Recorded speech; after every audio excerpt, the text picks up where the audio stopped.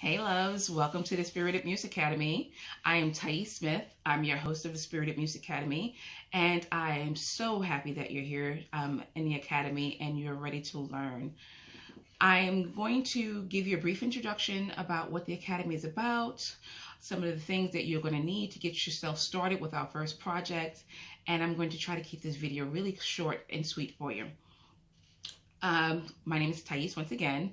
I started making jewelry over 20 years ago. I went to school at the Fashion Institute of Technology where I just took up basic metalsmithing classes. It wasn't anything, really extravagant, but it was my elective. I needed an elective while I was there, and basic jewelry making or jewelry design was what I took up.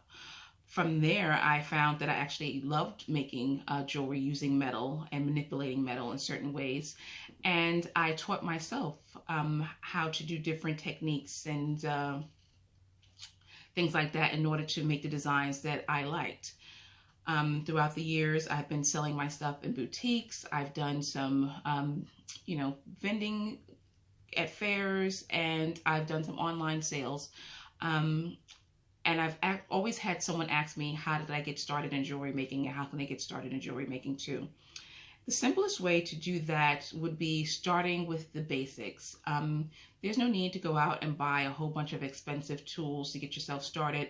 You can start off with some of the things that you already may have in the house, such as using a hammer, using your pliers, and using, if you have a plumber's torch, or if you have, you're a baker and you have one of those little Bunsen burner torches, or those little small little torches like these. Those are things that can help get you started in jewelry making.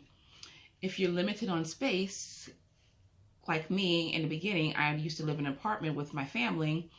I had limited space, so most of the time I was using a dining room table to make jewelry. I learned how to go ahead and condense everything that I was using and have a portable station, something like this. I just use this pan, which is a fire resistant pan. You don't really need to have fire resistant, but it does help to make sure it's, contains everything. It's pretty heavy duty. And in there, I'll just leave it here. In there, I'm able to put my plumber's torch. This is a basic plumber's torch you can get from your hardware store. I even have one of these. I don't use it a lot, but I do have one of these benzomatic torches. It's pretty cool because it just, lights up really quickly. I have things like my safety goggles in here. Something you need to have when you're making jewelry making, even if it's going to be doing simple designs as just, forming wire and stuff. You never know when something may fly out of your hand and, aim for your face.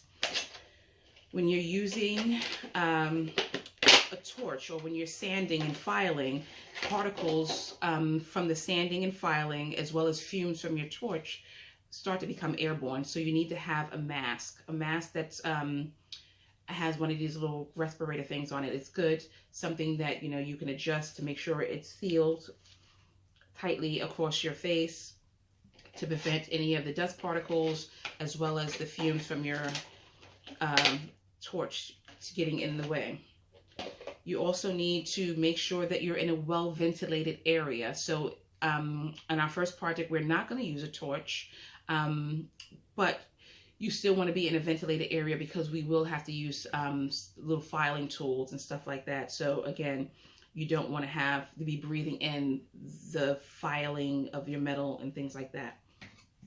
Have a variety of hammers. This one is actually a hammer that you can buy from your craft stores. People use it a lot when they're hammering designs into metal using stamps.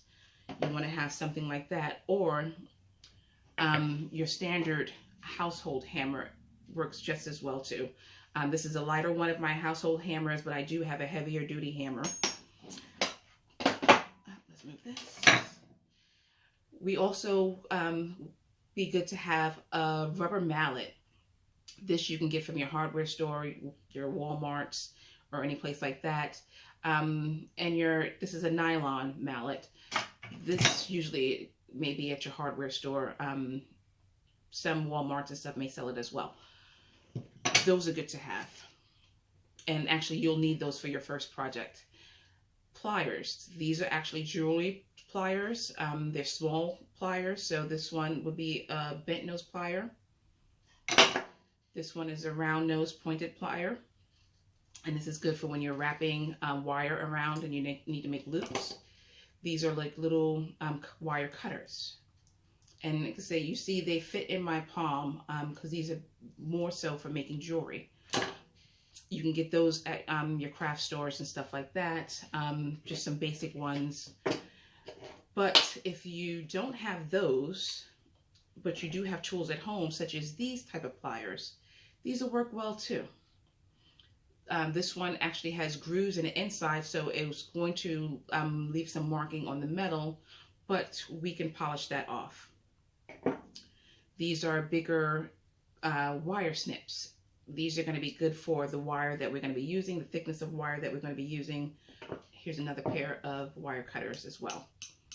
Okay.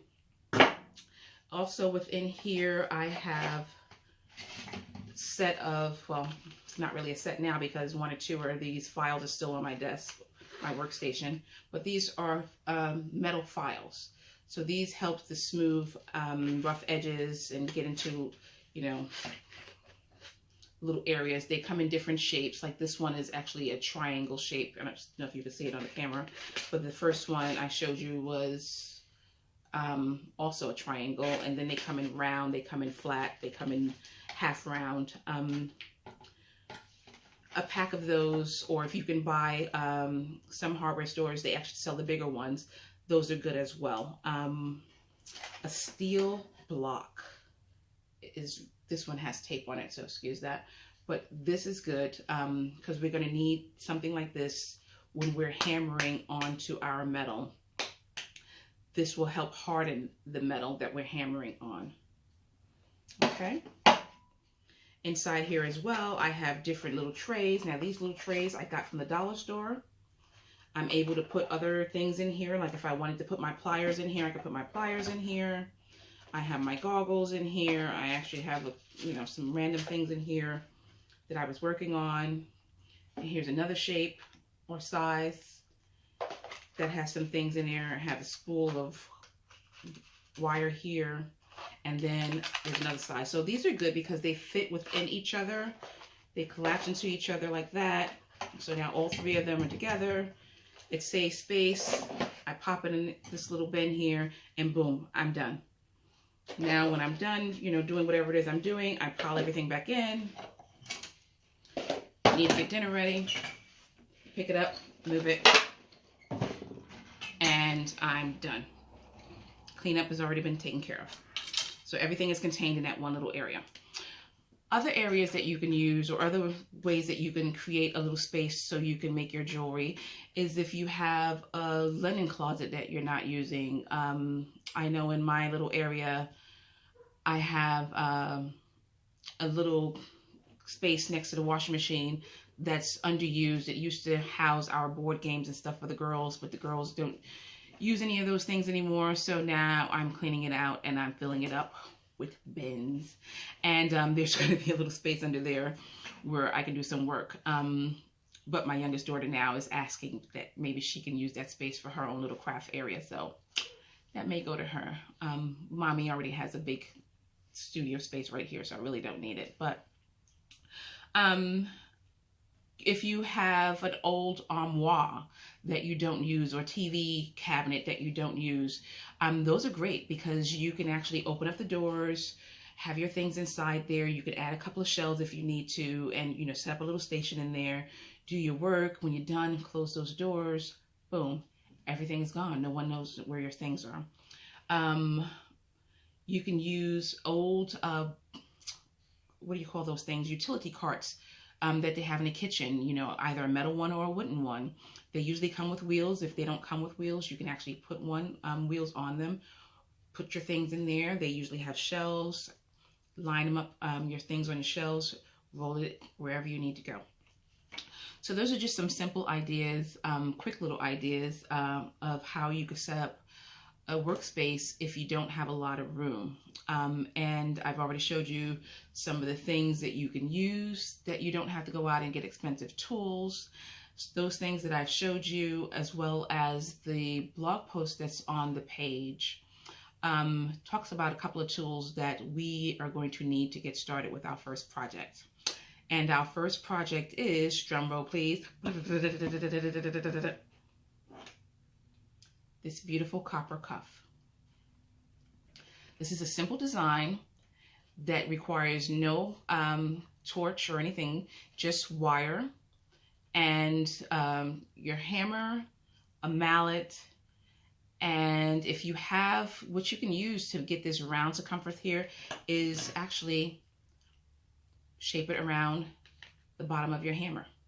I can't do it now because it's interlocked, but it would just fit around here. See, I used the bottom of this hammer to get the shape of this, and then I used the hitch, car hitch, which I showed you in on the blog page. I don't have it in front of me at the moment because it's pinned up on my table, but you can use that to shape around this piece. If you don't have anything like that, you can use whatever you have in the house. You can use a can of soup, though that may be a little bit too big for this. Or you could just shape it with your hands, and then after you get the shape that you want, then we will use the actual metal part of our hammer to bang on this metal to stiffen the metal up. So that way, as you can see, the metal, it's hard for me to stretch it out of shape now because it's been work hardened. So now when I lock it in place, it's there. It's not going to be, you know, losing its shape. Okay. So, you can get that metal to make this. You can get them at your hardware store, your Lowe's, your Home Depot, your Ace, your True Values and stuff like that. They usually have wire. This I bought by the foot, and this is about 10 feet of wire. Maybe it cost me about $8 or $9, and they come in different thicknesses. So this wire is maybe about 6 or 8 gauge thick. We will be working to make this bracelet. I would suggest anywhere between 8 to maybe 12 gauge to make this bangle, because the thinner you go, the more flimsier it's going to be, and a lot more hardening you would have to do in order to get it to become very rigid like this. But I believe that's it.